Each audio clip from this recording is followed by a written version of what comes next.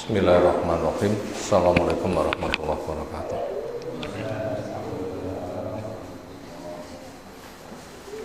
Alhamdulillahirabbil alamin. Walladzi arsala rasulahu bil huda wa dinil haqq liyudhhirahu 'ala dini kullih. Wa kafa billahi syahida. Wa asyhadu an la ilaha illallah wahdahu la syarikalah. Wa asyhadu anna Muhammadan abduhu wa rasuluh. Allahumma shalli ala Muhammad wa ala alihi wa ashabihi wa man tabi'ahum bi ihsanin ila yaumiddin. Ya ayyuhalladzina amanu taqullaha haqqa tuqatih wa la tamutunna illa wa antum muslimun wa ba'du. Fa inna asdaqal hadisi kitabullah wa khairal hadyi hadi Muhammadin sallallahu alaihi wasallam. Syarrul umuri muhdatsatuha fa inna kulla muhdatsatin bid'ah wa kulla bid'atin dhalalah wa kulla dhalalatin finnar. Ayyuhal ikhwah akramana Allah Subhanahu wa taala. Insyaallah kita lanjutkan mengkaji kitab dari tasnif karya tulis Imam Syafi'i rahimahullahu ta'ala, atau Imam Syafi'i berwasiat lalu ada yang menulis, atau itu tulisan sendiri, wallahu a'lam. Kesimpulannya dinisbatkan kepada Imam Syafi'i rahimahullahu ta'ala. Berikutnya kita masuk di halaman 7, paragraf kedua dari bawah. Masih melanjutkan komentar Imam Syafi'i rahimahullahu ta'ala. Andaikan Al-Quran adanya hanya surah Al-Asr cukup. Andaikan Al-Quran adanya surah apa? Al-Asr cukup. Kenapa? Manusia terikat dengan waktu dan terancam rugi. Di situ diberikan solusi. Selesai.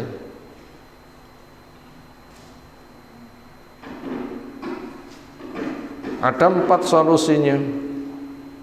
Iman identik dengan ilmu, tanpa ilmu tidak bisa iman. Matadril mal kitab wa mal iman. Semula kamu tidak tahu kitab itu apa, iman itu apa, maka dengan kitab akhirnya jadi tahu. Makanya hidup selalu mencari ilmu, sudah semua masalah ada jawaban. Cukup kan? Yang kedua diwujudkan dengan amal soleh. Karena ilmu dikatakan ilmu bila ada perwujudannya. Makanan dikatakan makan ketika dimakan, bukan sebatas nyekel mengatakan aku duwe makanan, nggak cukup tapi dimakan. Nah, ilmu itu diamalkan. Itu nomor 2. Dan sholat merupakan kunci karena penghubung hamba dengan Allah Ta'ala. Zikir yang paling besar, menenteramkan jiwa. Dampak dunianya mencegah perbuatan keji dan mungkar. Dengan sholat membuahkan akhlak. Yang ketiga, dengan tawasul bil haqi, itu dakwah.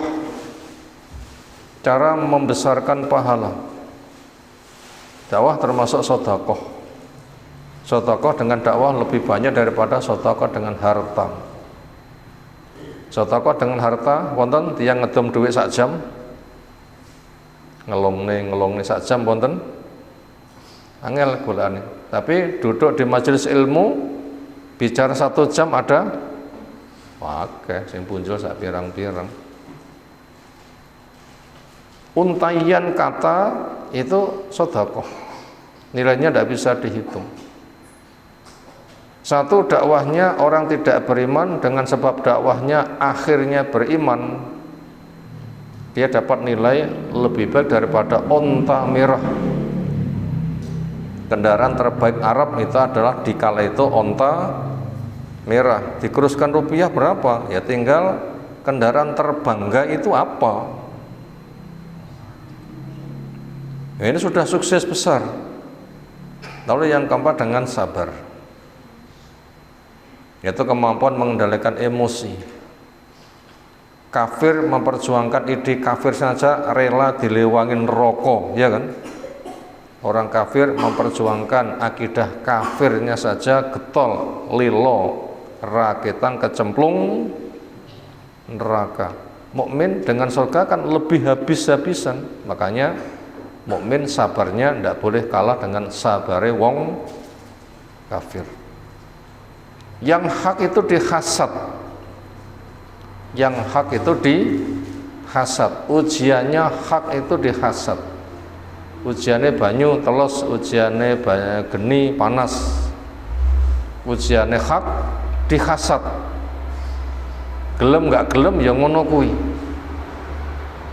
Ujiannya tauhid dilawan dengan syirik, ujiannya sunnah dilawan dengan bid'ah, itu mesti. Ujiannya makan dilawan dengan buang air kecil maupun buang air besar, sebuah kemestian. Kenapa? Itulah dunia. Makanya yang hak itu tantangannya berat. Dulu Yahudi pecah dadi 71, Nasara dadi 72, umat ini dadi 73. Siji yang mulus 72 sing memusuhi. Banyak enggak musuhnya? Sing menghentikan dakwah sunnah niku napa? Pengakuan agamane.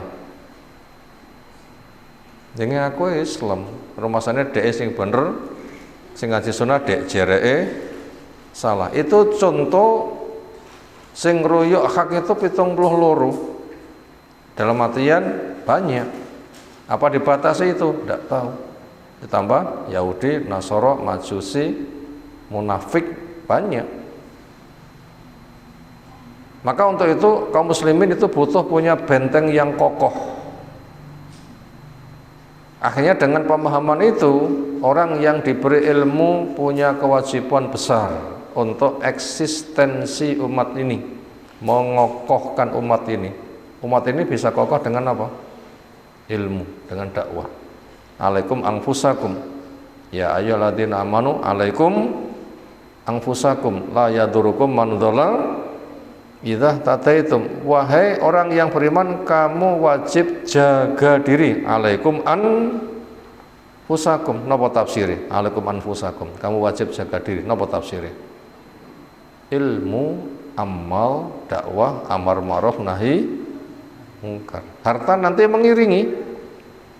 Kuncinya ilmu, amal, dakwah, amar ma'ruf nahi mungkar. Itu makna alaikum anfusakum. Dunia nanti mengiringi, nanti akan dimudahkan dunianya.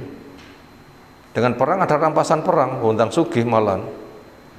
Sugih pundi, gampang sugih pundi, mancing kalih perang. Gampang sugih perang, kenapa? Rampasan perang berapa jumlahnya? Gampang sugih. Iya lek perang. Tidak perang malah lebih besar. Karena perang itu bukan jihadan kabiro, tapi jihadan kitalan, itu terbatas. Sementara dakwah itu jihadan kabiro. 1 jam berdakwah kali 1 jam perang, dampaknya luas mana? 1 jam dakwah dampaknya pencerahan ilmunya bisa seluruh dunia. 1 jam perang sing dibaca itu yang pinter. Siji loro bahkan mungkin malah DE kebacok, ya kan? Kalau jihad kita saja itu sudah gampang sugih, jihad kabiron dengan dakwah itu malah luwe gampang sugih. Jihad kita rampasan perang itu dunia mati nggak dibawa, tapi dengan jihadan kabiron dakwah, satu masuk Islam dengan dakwahnya, pahalanya dibawa mati. Loh, tetap luwih gede berpotensi dengan dakwah. Maka daripada itu kewajiban ahli ilmu menyampaikan dakwah supaya umat terbekali Bab serangan itu luar biasa, apalagi hidup di zaman materi. Fitnah yang paling besar umat ini itu adalah rebutan duit, bahasa gampangnya itu gitu, rebutan syahwat, gampangnya itu begitu. Nah karena begitu maka pembekalan keilmuan itu adalah mutlak. Makanya ahli ilmu punya tugas berat apa? Dakwah, dakwah, dakwah, dan dakwah. Selain perintah, hukumnya wajib, ada ancaman. Bila kamu tidak mengerjakan, resikonya berat apa? Mal'un. Ulaika yal'anuhumullah wa yal'anuhumul la'inun. Dilaknat Allah, melaknat malaikat, melaknat orang beriman, melaknat semua makhluk, melaknat semut-semut, melaknat ikan di laut juga melaknat. Kenapa? Ilmu membuahkan kesuburan, hilang ilmu membuahkan kehancuran. Bila sudah orang awur-awuran, korbannya semut jadi korban, ikan juga jadi korban. Makanya ahli ilmu bila tidak berdakwah mendapatkan laknat yang sangat besar. Maka untuk itu orang yang berdakwah butuh mitra, keluarga yang mendukung, butuh mitra keluarga yang mendukung. Maka Nabi Ismail ketika istrinya gandoli, nggak syukuran, nafkah apa wae mek sambat, ternyata ibunya pesen suruh melepas ganti yang lain. Itu butuh dukungan istri yang kuat, keluarga yang kuat, pendukung yang kuat. Maknanya seperti itu. Buktinya sampai Nabi Ismail suruh nyerai istrinya ketika berkeluarganya untuk cari dunia. Makanya Bu Khadijah yang menjadi pendamping Nabi luar biasa, ternyata pendampingannya mengantarkan Nabi sukses dakwah, menjadi salah satu dari ratu surga. Berapa jumlah ratu surga? Enggak banyak. Ada Asia, ada Maryam, ada Bu Khadijah, ada Fatimah. Itu 4 itu dikenal ratu surga. Bu Khadijah lebih tua, sudah mati. Nabi sudah diganti Bu Aisyah, sangat muda sekali. Dan istri-istri yang lain, tapi cinta Nabi kepada Bu Khadijah tidak kalah. Sampai Bu Aisyah cemburu. Yang dicemburuin tutup uang urip tapi wong mati. Kenapa? Saking luar biasa jasa di dalam mendukung, mensukseskan dakwah untuk pencerahan umat. Nah, begitulah. Tuh rangkuman terakhir kemarin begitu, telah kita baca ayat perintah dakwah di Al-Imran 187, ancaman tidak dakwah di Al-Baqarah 159, itu di halaman 7 rangkumannya itu. Sekarang kita lanjutkan. Wa qad qama as-Safi'iyyu, ulama alif hafizallahu taala rahimahullahu taala, wa qad dan sungguh qama telah tegak as-Safi'iyyu Imam Syafi'i rahimahullahu taala bihadzal haqqi, untuk yang hak ini, tegak menegakkan yang hak ini, al-wajibi yang wajib ini. Napa al-haq yang wajib ditegakkan? Tawasaw bil haqqi, napa? Dakwah. Saling berwasiat untuk menegakkan yang hak, yang itu hukumnya wajib. Itu telah tegak, seolah bisa dibilang hidupnya untuk dakwah. Fa abana ad-dina, beliau menjelaskan agama ini. Hasil karyanya monumental. Apa hasil karya tulisan Imam Syafi'i? Ada ada Musnad Syafi'i. Ada orang menulis kitab tentang akidah Imam Syafi'i. Ada orang menulis kitab tentang wasiat Imam Syafi'i. Sampai sekarang banyak orang yang menisbatkan imam kula Imam Syafi'i. Sing tenanan karo sing etok-etok enek kabeh. Sing tenanan supaya istiqomah, sing etok-etok supaya sadar sehingga nanti sungguh. Wa nasara as-sunnata, dan telah menolong kepada sunnah, yaitu ilmu amal dakwah, itu cara menolong sunnah. Ilmu amal dakwah, cara menolong sunnah. Watasoda dan menentang lil mutakallimin kepada ahli filsafat. Istilah mutakallim itu adalah ahli filsafat. Itu dilawan oleh Imam Syafi'i. Apa fatwa Imam Syafi'i kepada ahli filsafat? Dipakaikan kepada dia pakaian hina, dinaikkan kendaraan, dipukuli, diarak keliling sambil dijelek-jelekan.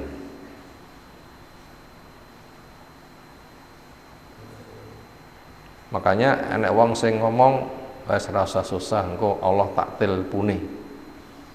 Aku iki koncone malaikat mungkar nangkir dan sebagainya. Itu wajib dielek-elek orang kayak gitu. Eleke ngungkuli ahli filsafat. Kenapa? Merusak umat. Bukan sebatas ghibah boleh untuk dia, tapi wajib untuk dielek-elek. Ghibah untuk masalah nggak boleh. Kenapa? Menjatuhkan martabat saudara. Oh, dia itu menjatuhkan masyarakat, merusak masyarakat. Kejahatannya pol, sengaja menjatuhkan harga diri. Untuk apa dijaga? Wong dia sendiri yang menjatuhkan harga dirinya ra kena diomong. Bagaimana dasar ilmu filsafat? Nopo? Alatnya akal. Energinya mengikuti hawa nafsu. Nuruti karep ra kena dimpet, akal untuk modal rekayasa. Cara kerjanya zon. Segala sesuatu diduga dan diragukan. Gak percaya. Lalu akal membuktikan. Ketika tidak terbukti, gak ada. Itu cara berpikir ilmu filsafat. Energinya hawa nafsu, ngikutin nafsu.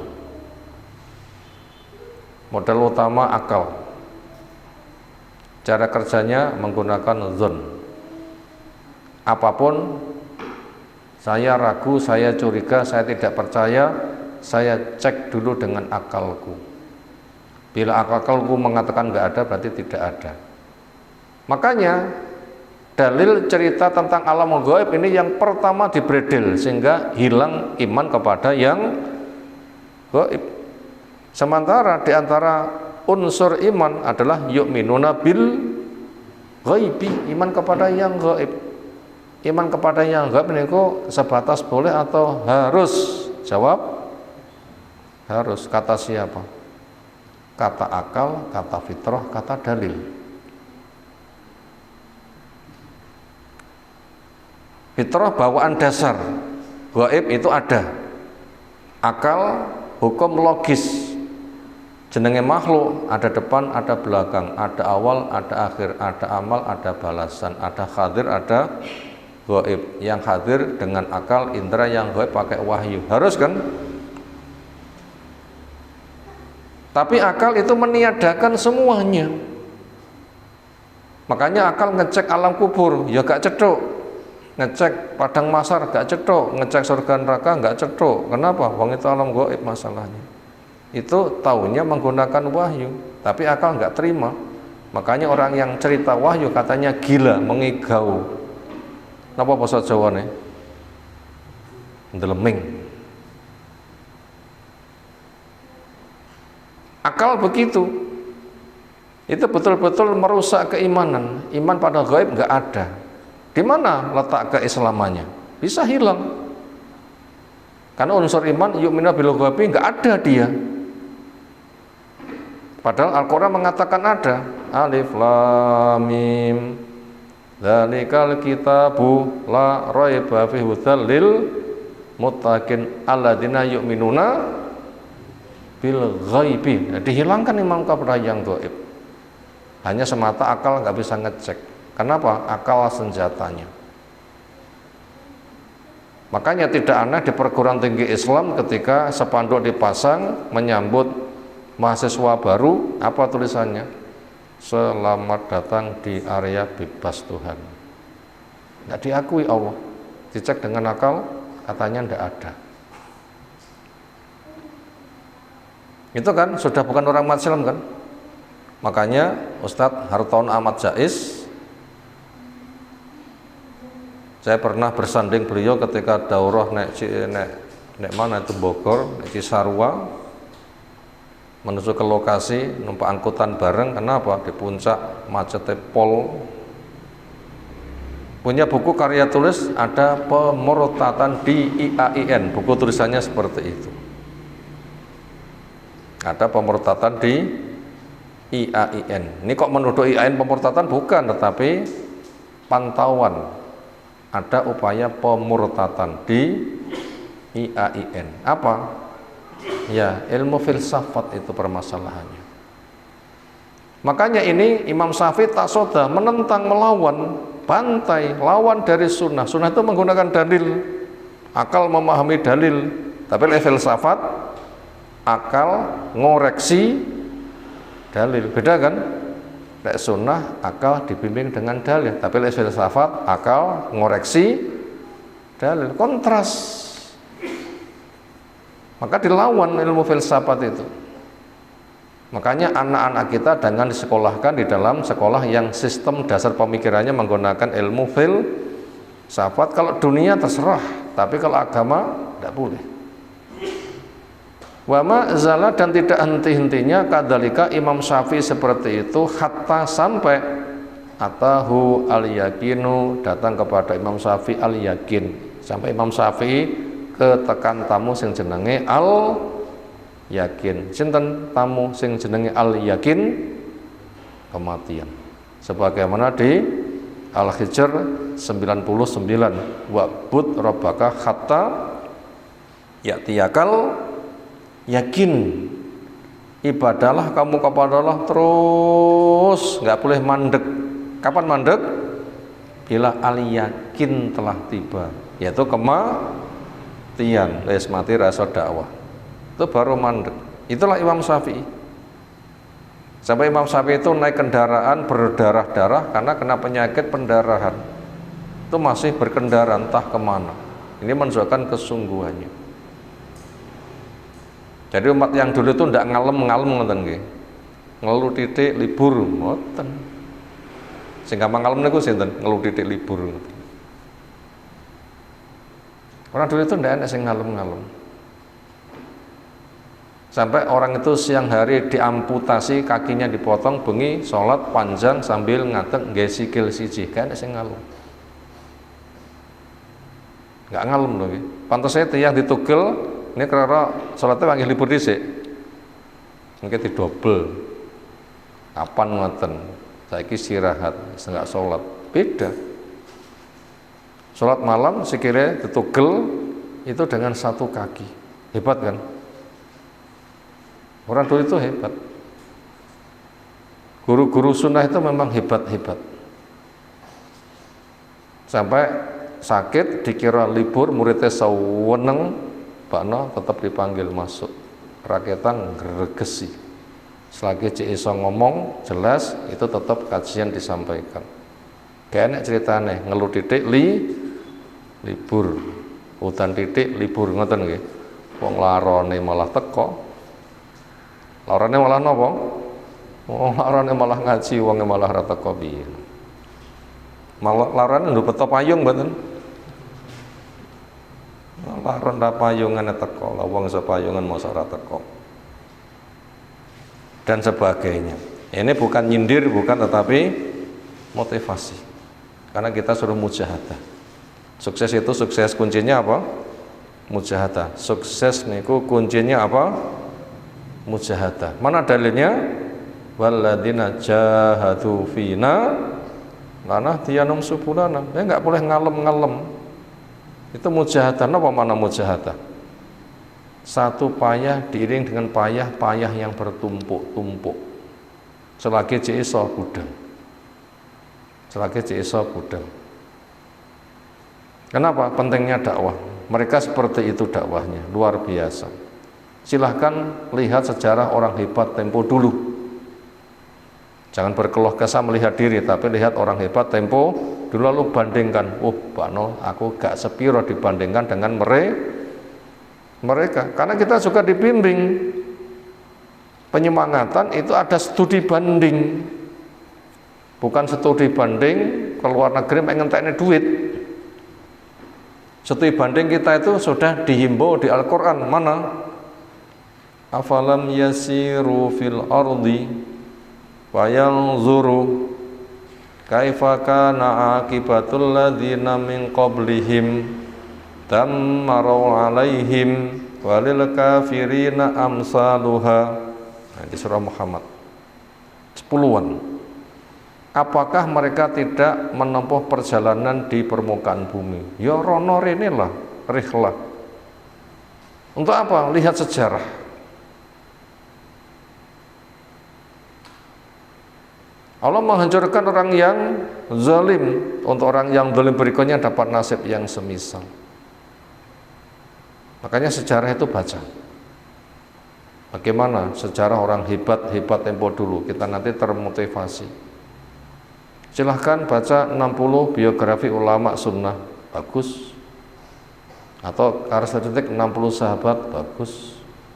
Buku sing gede, lihat Syiar Nubala, sejarahnya orang sing hebat dan seterusnya. Ada bidayah, ada nihayah. Bagaimana perjuangan heroik mereka, sehingga kita nanti malu.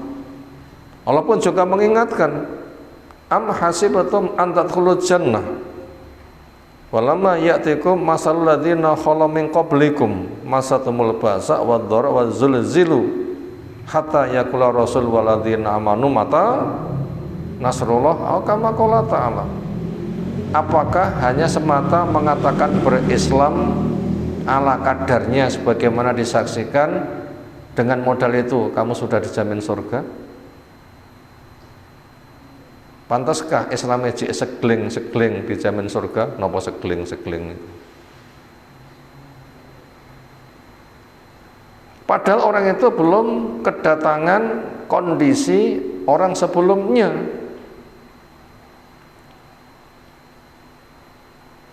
Gimana? Masathumul ba'sa wad-dharra waz-zulzilu.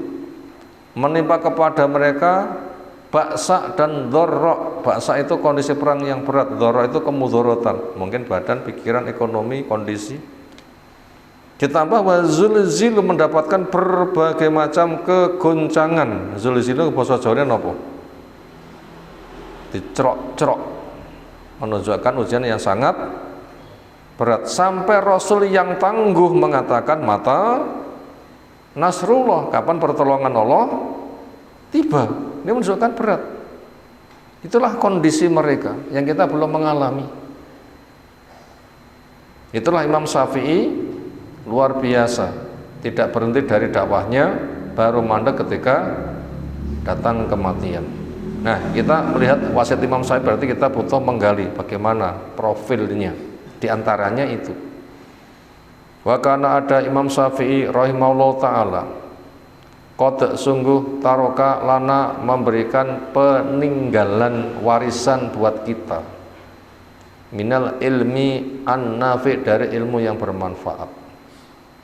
Tapi bila ingin mengenal Imam Syafi'i, jangan mengenal masyarakat yang ngaku-ngaku.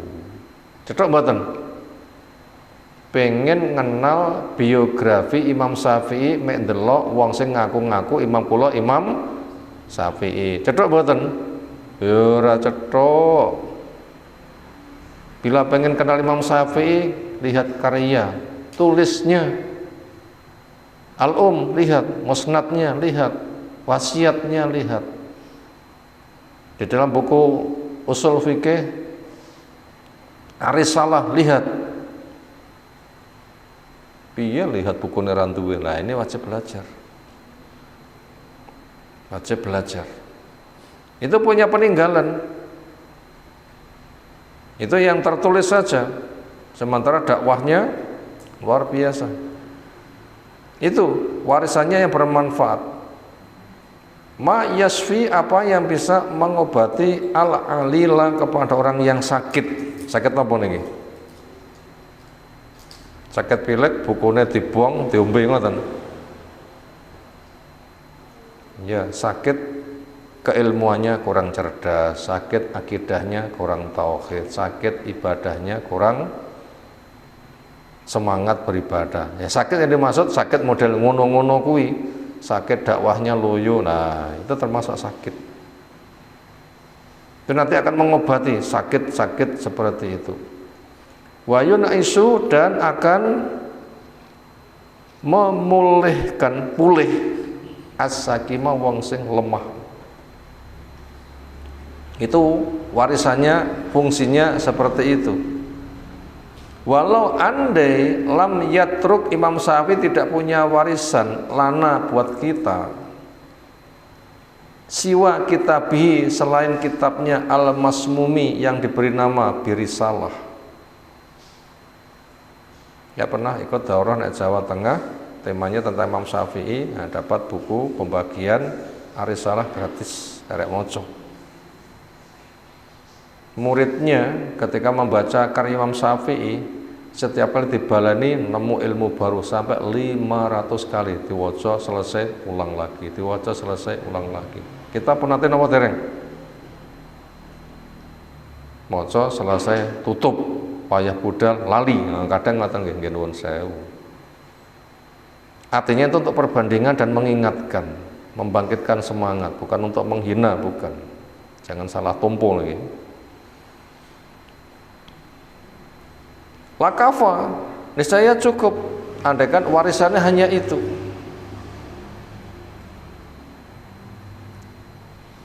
Lakafa, niscaya cukup as-Syafi'i, Imam Syafi'i, kiaman tegaknya bitarkihi, dengan bitirkati sayyidil mursalin, dengan warisane sayyidnya para rasul. Jadi andaikan Imam Syafi'i itu tidak punya karya tulis, ketika mati mewariskan, yang ia wariskan tuh warisannya Rasul. Napa warisannya Rasul? Kitab dan sunnah. Jadi Imam Syafi'i itu andaikan nggak punya karya tulis, yang ada itu hanya dakwah tok. Quran yang ini, sunnah yang ini, tafsir yang ini, sudah cukup. Apa lagi, ditambah lagi Quran yang ini, sunnah yang ini, kemudian beliau membuat karya tulis, tafsirnya begini dengan wasiat-wasiat dari peristiwa real, jadi tulisan, dalilnya begini, sunnahnya begini, lalu diambil kesimpulan faidah sampai 1000 watt faidah. Nanti Imam Syafi'i sewengi, hadis pendek, dari isya sampai subuh, nggak tidur, nggak batal, subuhannya ikut wudhunya isya. Satu hadis 1000 faidah bisa ditulis. Padahal hadis itu nggak dicermati, kesan sekilas kaya gak enek faidah. Ya Aba Umar ma fa'ala Nughir, hi Abu Umar, Nughirmu nyapo. Itu bocah cilik adik Anas namanya Abu Umar, punya mainan burung kecil jenenge Nughir. Burung kecilnya mati, Imam Nabi menyapa, hi Abu Umar, Nughirmu nyapo. Ini bisa 1000 faidah. Lek kita sami napa komentare? Ngono kok ya diriwayat nih, datak teko bocah cilik, manukmu nyapo. Soalnya itu tidak ada kesan, itu faedahnya luar biasa. Itu karya Imam Syafi'i. Anda kan tuh hanya membaca hadis saja cukup. Lalu bagaimana apabila sudah ditambah dengan karya kayak begitu, kan tak meluaskan pengetahuan. Jadi andaikan Imam Syafi'i itu warisannya Nabi, hanya membacakan dalil selesai tanpa karya tulis, itu sudah cukup. Kenapa warisannya Nabi? Hadis berbunyi taraktu fikum amroini lan tantil abata intamasaktum bihima. Itu di dalam riwayat Imam Malik di kitabnya Al-Muwatta jilid 2 halaman 899. Itu temanya seperti itu. Itu warisan Nabi SAW. Andaikan warisan itu saja sudah cukup, ternyata masih ada warisan yang lain. Kaifa, bagaimana? Lah, tidak dikatakan cukup. Bahwa sementara warisan Nabi Al-Quran yang dijaga, sunnah yang dijaga, merupakan kitab lam yusbak, tidak pernah disaingi ilahi olehnya. Adakah karya manusia yang mampu menyaingi Al-Quran, sunnah? Adakah agama lain untuk menjaga otentik pesan nabinya, namanya rijalul hadis, namanya isnad? Di Islam itu sempurna. Imam Bukhari kata sana. Imam Bukhari dari gurunya dari gurunya, itu lengkap. Guru A itu dijelaskan biografinya, guru B dijelaskan biografinya, guru C dijelaskan biografinya, komentar ulama dijelaskan, sehingga ketika dibaca, oh ini sahih. Loh, sampai ada seperti itu. Ada kitab lain seperti itu? Agama lain? Gak ada. Yang itu ada Islam. Makanya itu merupakan kitab yang nggak pernah disaingi. Wa kullul ladzina ja'u ba'dahu, dan setiap orang yang datang sesudahnya, iyalun alaihi, bergantung kepada kitab itu. Kita ulang, kaifala, bagaimana tidak? Artinya itu pasti cukup. Bahwa di mana kitab tinggalannya Nabi merupakan kitab yang lam yusbak, tidak bisa disaingi ilahi kepadanya. Wa kullu, dan semua aladina, orang yang jauh datang ba'da sesudah Nabi, iyalun, bergantung alaihi, kepada Nabi. Siapa? Ilmunya mandiri. Tidak ada, semuanya ilmunya bergantung kepada Nabi, mesti itu. Kenapa? Itu memang warisan. Wa ta'ti hadil wasiyatu, dan datanglah wasiat ini, wasiat Imam Syafi'i. Ishaman, merupakan saham, minhu, dari Imam Syafi'i, fin nushi, di dalam memberikan nasihat, ba'dal mauti, sesudah matinya.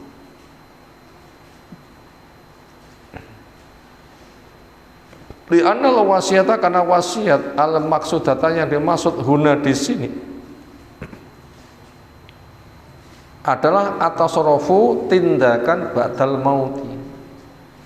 Jadi wasiat yang disampaikan, wasiat pembekalan, supaya hidup senang sesudah kematiannya.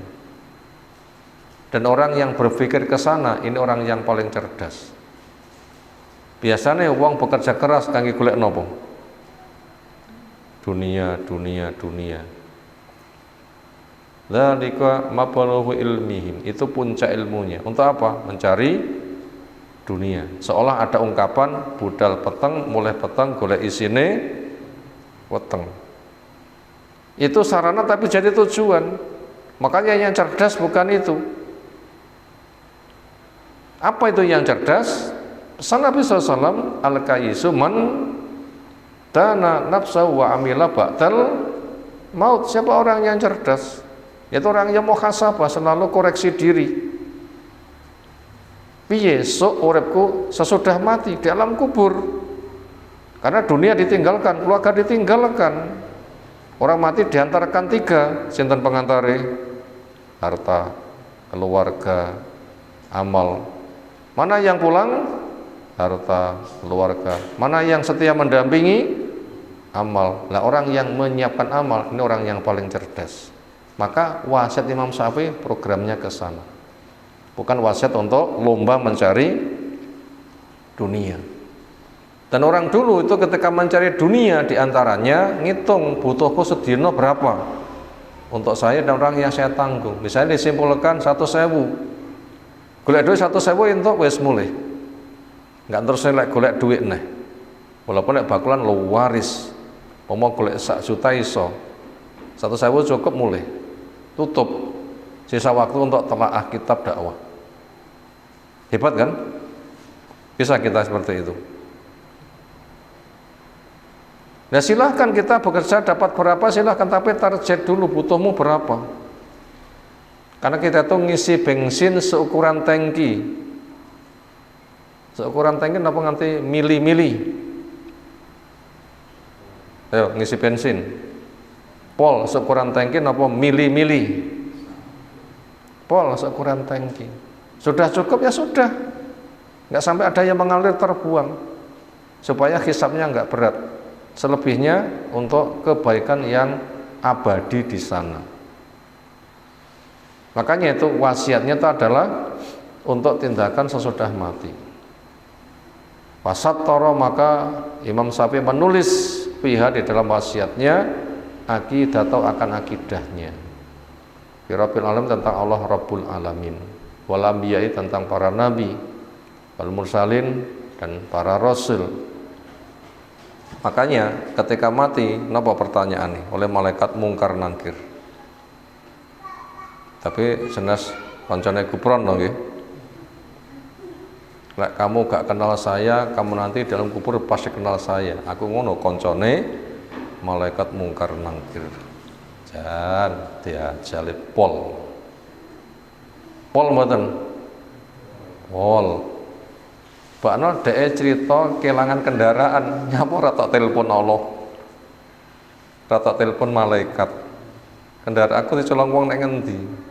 Ya kan dibongkar kedustaannya, ya kan? Dibongkar kedustaannya. Apa pertanyaan mungkar nangkir? Man rabbuka, man nabiyuka, ma dinuka, kan itu.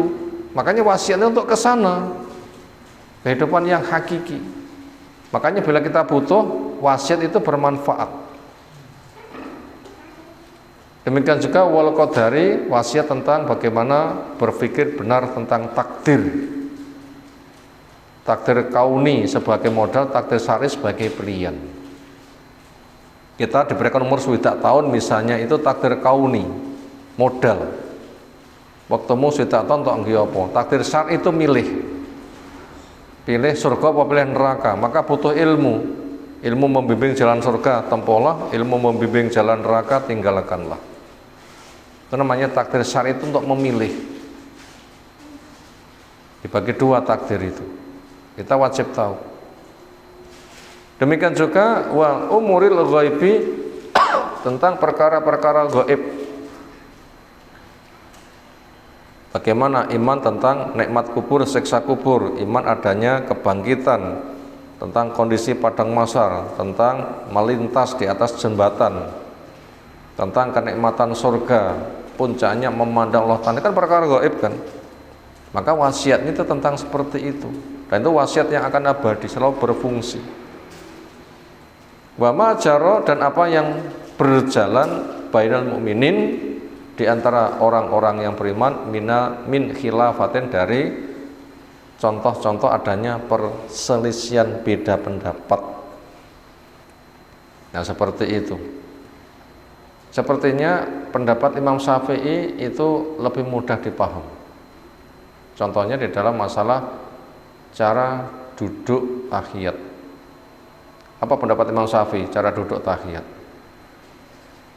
Salat sing tahiyate di situ ada salam, itu menggunakan tawaruk. Sikil dislobok nih. Ini paling penak dipahami. Paling penak dipahami. Berarti sing salat duduknya nggak menusuk kepada tahiyat, nanti selain tawaruk mungkin iftiras. Ini paling penak dipahami. Baca di Nailul Autar. Di antara dari pendapat Imam Syafi'i untuk menghadapi kasus seperti itu, Kadang betul kasus perbedaan. Pendapat Imam Ahmad, sholat sing mek rong rakaat, semisal subuh, Jumatan, itu cara lungguhe kayak tahiyat awal, namanya iftiros. Itu telaahnya panjang. Tapi Imam Syafi'i itu lebih mudah. Lungguh sing nek kono enek salame diselobokne paling penak. Sehingga nanti ketemu sholat sing hanya sak rakaat penak, tapi enek salame ya tawaruk. 3 rakaat penak. Enggak usah repot cari dalil. Paling mudah. Makanya orang pinter itu biasanya itu simpel tapi maknanya menyeluruh. Itu contoh khilaf. Jadi bagaimanapun juga orang tidak boleh ikut pendapat A, B, tapi baca dalil lalu simpulkan. Kenapa? Kita bertanggung jawab kepada dalil, tidak bertanggung jawab kepada tokoh, ya kan? Tokoh boleh berfatwa, tapi dalil harus ditunjukkan dulu. Jangan ambil kesimpulan fatwa tanpa diuraikan dalilnya dulu. Makanya cara menunjukkan dalil silahkan dibaca kitab Nailul Autor tentang tema itu, di sana diungkapkan. Kenapa? Di situ himpunan dalil masalahnya. Itu termasuk hasil karya Imam Syafi'i. Berikutnya wakanat, ada wasiatnya Imam Syafi'i raddan dalam rangka menolak alal mulhidin, kepada kelompok ateis anti Tuhan.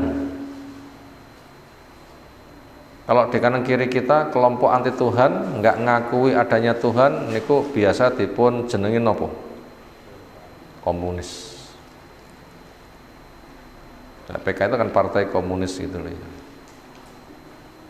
Nah itu uangnya reno-reno, mungkin ada uang sing Islam gabung gara-gara cari dunia, tapi ada komunisnya itu memang ateis, mulhid, anti Tuhan, nggak mengakui, itu dibantah. Ujung-ujungnya ateis itu ada akal. Allah dicek nggak ada, ya nggak ada. Itu permasalahannya. Padahal gaib itu ada. Iman pada gaib itu harus. Berarti membuang dalil. Jelas itu bukan Allah sunnah.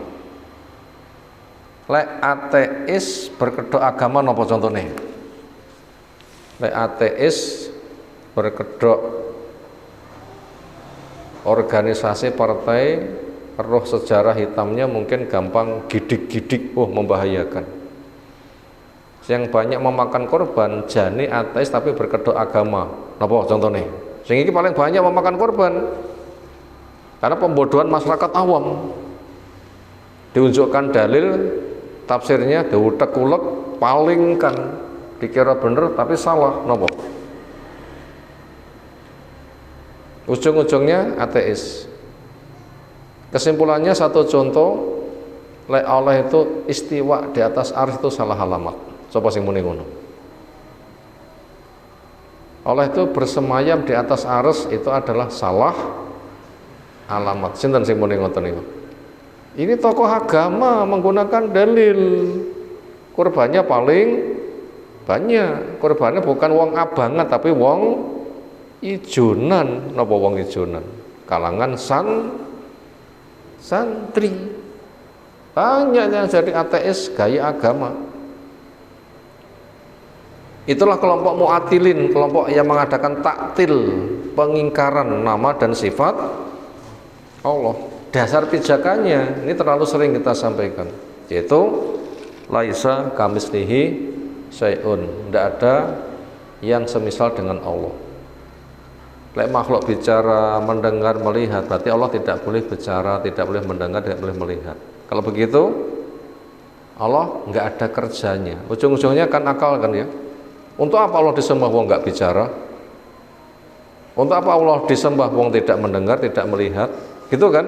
Kan ditiadakan kan lama-lama. Itu kan ateis gaya agama kan? Ini paling banyak itu memakan korban. Paling banyak memakan korban. Allah itu tidak istiwa di atas arsy tinggi dan naik, tetapi gelut menang. Nek ngendi? Mbuh, nggak bertempat. Kacau kan? Loh kacau, itu kan ateis gaya agama. Ngeri itu kelompok seperti itu. Korbannya kelompok hijau. Kenapa? Kalangan santri. Makanya kalangan santri yang jegali dakwah sunnah, nah itu buktinya. Itu kesana gitu resikonya. Maka itu dibantah, tolak oleh Imam Syafi'i. Ada sejak dari dulu. Yang di masyarakat mengatasnamakan adalah sebagai ahlu sunnah wal jamaah, yang disingkat dengan apa? Nah, kalau mboten wani ngonek nilainya. Tapi kalau khawatir niku malah dipelajarinya menjadi asli warisan Jahmiyah. Lho, iso teng mriku niku mengke parane. Jahmiyah niku sinten? Jaham bin Sufwan At-Turmudi. Hidup di akhir dinasti Bani Umayyah. Berarti sekitar generasi tabi'ut tabi'in